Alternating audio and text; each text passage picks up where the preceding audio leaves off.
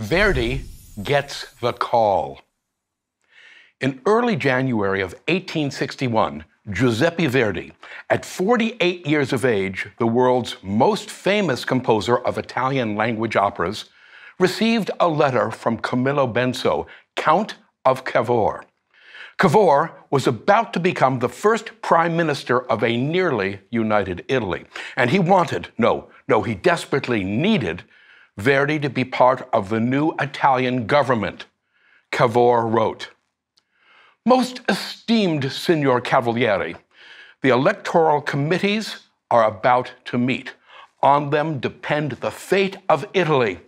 Woe unto us if from their efforts there did not emerge a Chamber of Deputies with superlative views, daring ideas, and revolutionary proposals.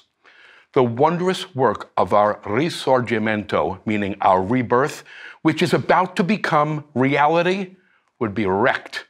I believe that it is the duty of every good citizen under these circumstances to sacrifice every personal concern, to meet major sacrifices head-on in cooperating in our mutual salvation. Your presence will contribute to the dignity of Parliament in and beyond Italy. It will lend credit to the national party that wants to build the nation on the solid foundations of liberty and order. In the hope that you will surrender to my pleas, and that I will soon be able to grasp your hand in our capital of Turin, I am yours with affectionate esteem, your devoted Count Cavour." Like George Washington, Otto von Bismarck, and Mahatma Gandhi, Count Cavour was the indispensable man, the founding father of his Italian nation. At the time he wrote that letter to Verdi, he was 50 years old and laboring mightily. Too mightily, as it turned out. He would die from exhaustion just 5 months later. He was laboring mightily to create a parliamentary government that would unite, politically and spiritually, the newly declared state of Italy.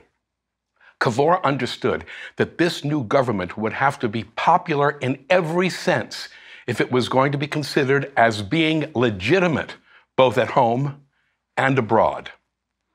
And that is why he reached out to Giuseppe Verdi, because the only man more beloved in Italy than Count Cavour was Giuseppe Verdi. Verdi, taciturn in demeanor, direct, meaning that he had zero tolerance for BS, and easily irritated, wanted nothing, niente, to do with parliamentary politics.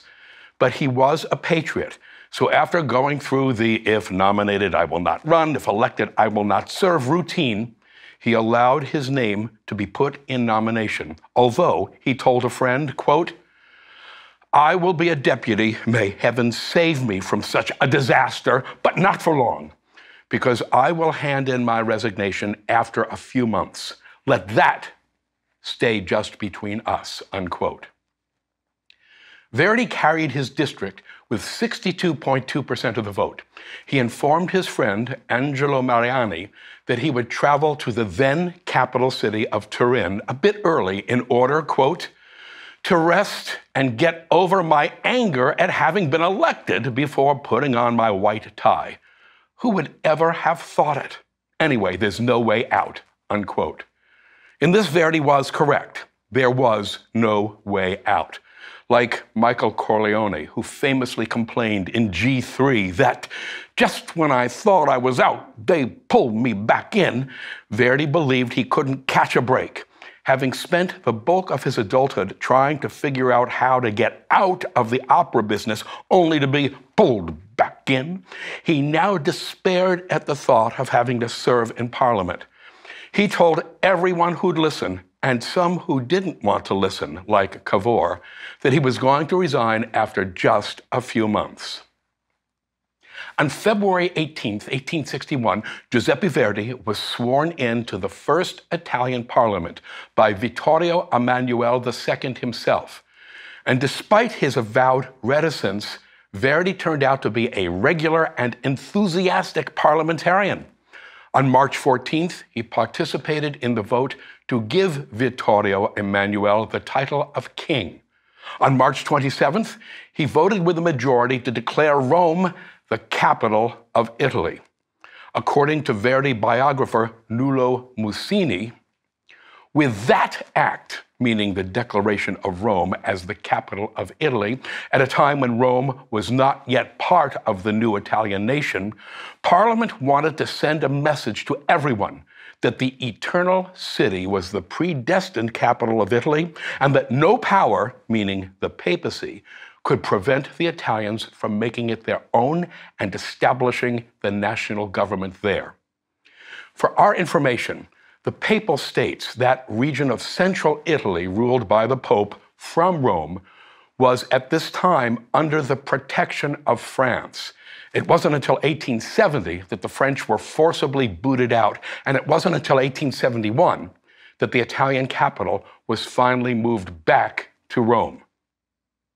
Verdi's operas, which are so often about throwing off the yoke of oppression, became a rallying point for the Italian people. And Verdi himself, a tough, uncompromising, independent, straight talker, offered Italians a masculine, creative, no-nonsense image that jibed perfectly with the national aspirations of the time.